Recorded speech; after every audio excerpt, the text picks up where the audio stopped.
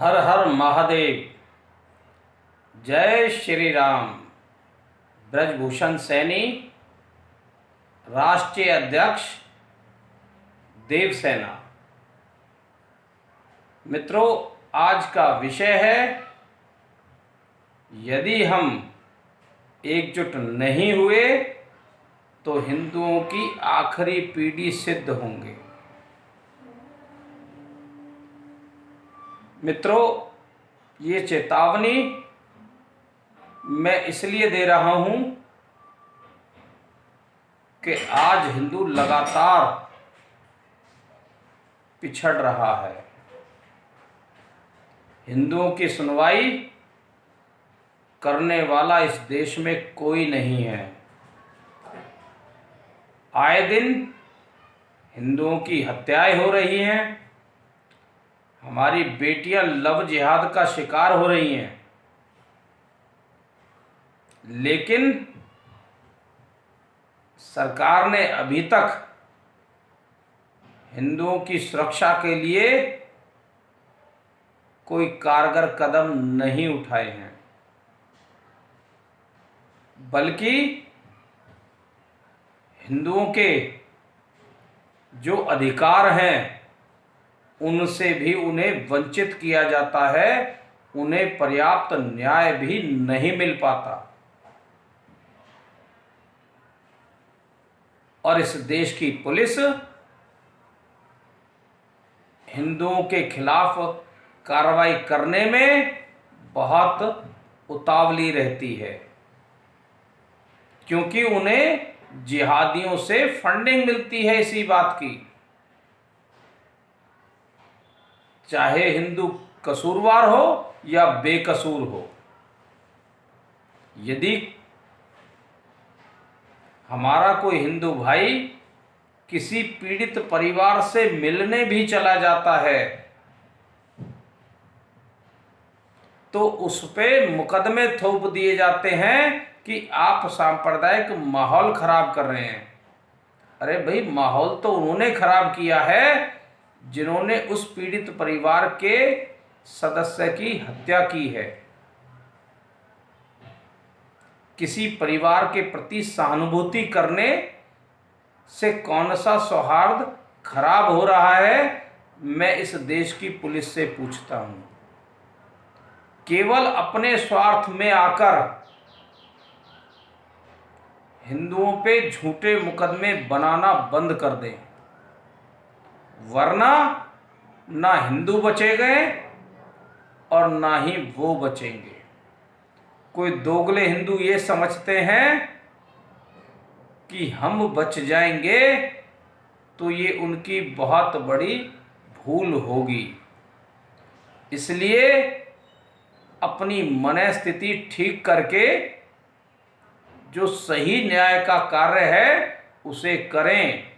जो दोषी है उनके खिलाफ कार्रवाई करें, और जो दोषी नहीं है उन पर झूठा मुकदमा दर्ज करने का प्रयास ना करें। अब मित्रों, मैं एक बहुत कड़वी बात कहना चाह रहा हूं। यदि हम हिंदू एकजुट नहीं हुए तो इस दुनिया की आखिरी पीढ़ी सिद्ध होंगे। हमारे बच्चे आखिरी पीढ़ी नहीं है, वो या तो काट दिए जाएंगे या उनका धर्मांतरण हो जाएगा। और ऐसा लगातार हो रहा है। मेवात में आए दिन हिंदुओं को प्रताड़ित किया जा रहा है और उनका जबरन धर्म परिवर्तन किया जा रहा है। बंगाल की स्थिति इससे भी कहीं ज्यादा भयंकर है। वहां हिंदुओं की सुरक्षा का कोई पुख्ता इंतजाम नहीं है। उनकी हत्याएं हो रही हैं, रेप हो रहे हैं, मारपीट हो रही है, लूटपाट, घर मकान की संपत्ति लूटी जा रही है। लेकिन वहां की पुलिस और सरकार असंवेदनशील बनी हुई है, हिंदुओं के प्रति नफरत फैला रही है और हिंदुओं को अपना शिकार बना रही है। जो स्थिति आज बंगाल में है वो पूरे देश में होने लगेगी यदि हम ऐसे ही बिखरे रहें तो, और एकजुट हो गए तो इस स्थिति को बदलने में समय नहीं लगेगा, क्योंकि योद्धाओं की किस्मत कभी भी बदल सकती है। हम सभी हिंदू मिलकर एकजुट रहें, एक दूसरे के सुख में दुख में साथ दें, और कोई भी हिंदू भाई पीड़ित है सब उसका भरपूर साथ दें और उस परिस्थिति से निजात दिलाने में अपनी भूमिका निभाएं। अब मित्रों, मैं आपको एक आंकड़ा बताता हूं। आज जो देश में 10 साल के बच्चे हैं, हिंदू, सिख, बौद्ध, जैन, ईसाई, पारसी, ये सभी मिलाकर इस देश में 10 साल के बच्चे 48% हैं। अकेले मोमडन के 10 साल के बच्चे 52% हो चुके हैं, और 8 साल बाद वो वोट डालने के काबिल हो जाएंगे। 2029 का जब चुनाव आएगा तब ये 52% 10 साल के बच्चे वोट डालने के काबिल हो चुके होंगे, और जिस दिन ये वोट डालेंगे इस देश का प्रधानमंत्री मोमडन बन जाएगा। और यदि एक बार इस देश का प्रधानमंत्री मुसलमान बन गया तो हिंदुओं के कत्लेआम होंगे, बहन बेटी और संपत्ति छीन ली जाएगी।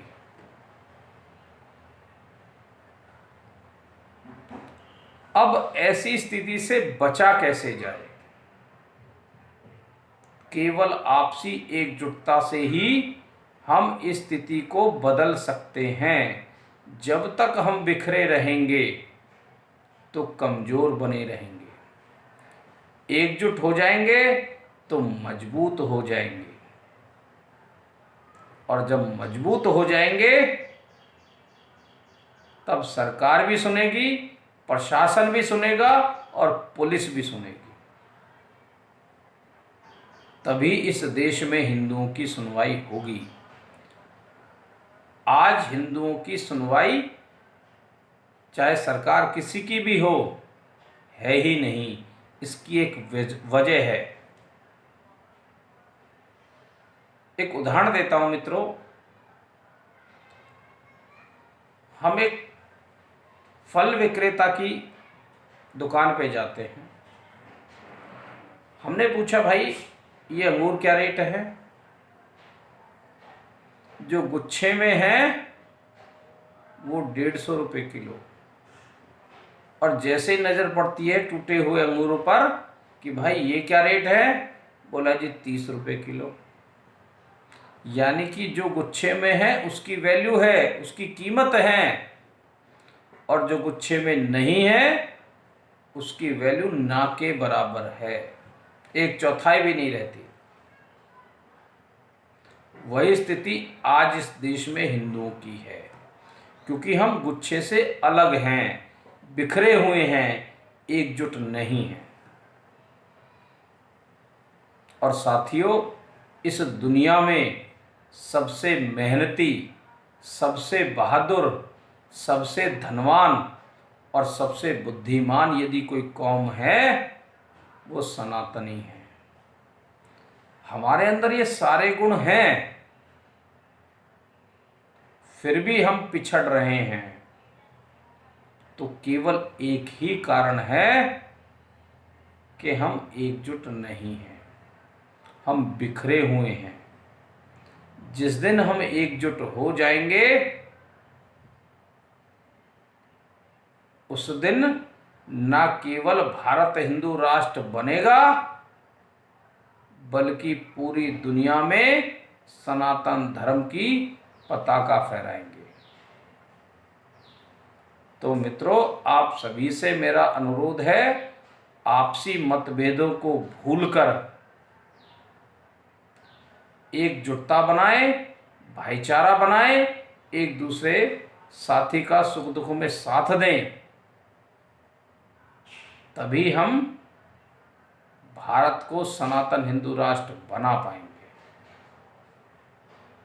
और आने वाली पीढ़ी को सुरक्षित कर पाएंगे। मित्रों, आपका बहुत बहुत धन्यवाद। जय हिंद, जय भारत, जय हिंदू राष्ट्र।